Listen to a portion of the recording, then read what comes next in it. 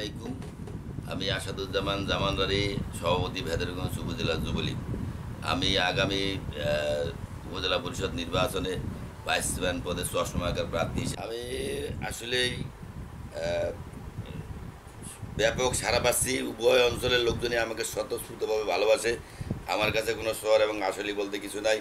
জনগণের খ্যাতমত করার মুখ্য উদ্দেশ্য, এবং এই কারণে আমি নির্বাচনে আসছি এবং আশা করি আগামী আট তারিখের নির্বাচনে জনগণের ব্যাপক সার্ভে, ব্যাপক ভোট পেয়ে আমি নির্বাচিত হব ইনশাল্লাহ। আসলে উপজেলা পরিষদরা গত নির্বাচনের পরে তেমন ছিল না।